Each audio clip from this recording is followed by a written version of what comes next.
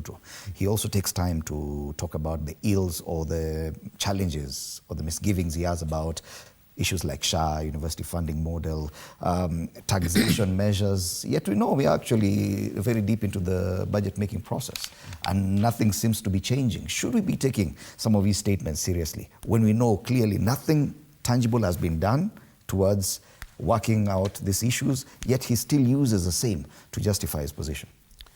I think Prime Minister Raila Odinga this time finds himself in a very awkward position.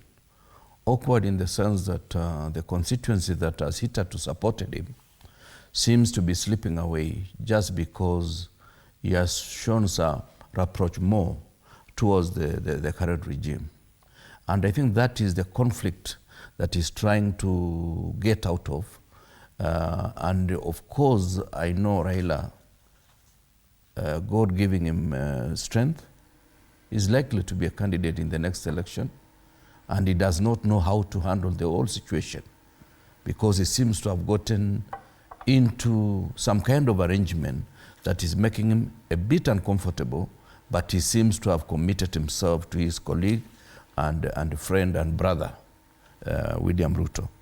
So my worry is that Raila seems to be and it's not the first time. I said last week and I still say again, the only time Raila has stayed on one side of the equation for 5 years is between 2013 and 2017 when he remained in the opposition fully.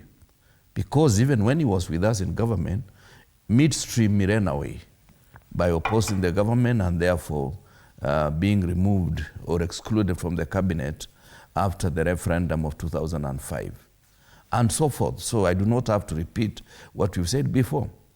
And this therefore means Raila himself does not constitute the mind of a Democrat.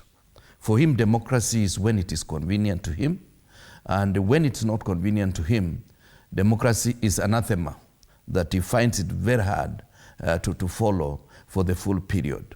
And this is something I wish. This democracy is an import from the rest of the world. But because we have believed in Africa, that is a better way of getting change of government, change of leadership from one group or from one set of leaders to the next, we need also to keep according to the rules. The rules that obtain as insofar as democracy is concerned is that if you are on one side of the equation, for heaven's sake, keep to the lane until the 5-year period is over.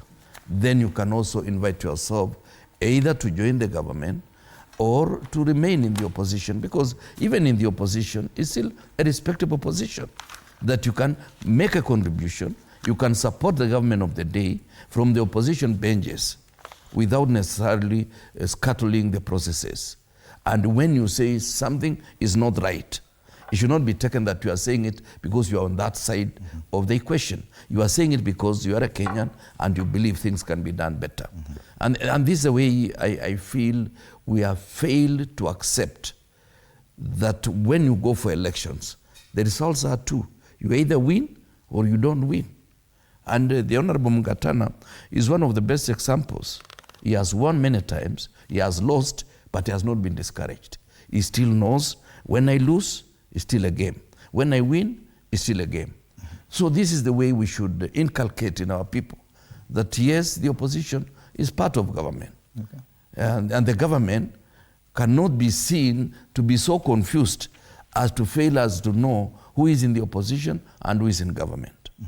Of course, nowadays we call majority or minority, but in the minds of Kenyans, if you are not on the side of the president, you are in the opposition. So Raila cannot pretend today that he wants to play the role of the opposition and is fully in government. It's only he who has not joined government. When you are chairman, you are two deputy party leaders, and many other leaders in your own arrangement are already singing the language of the government. You are fully in government. Okay. Yet for close to 30 years or so,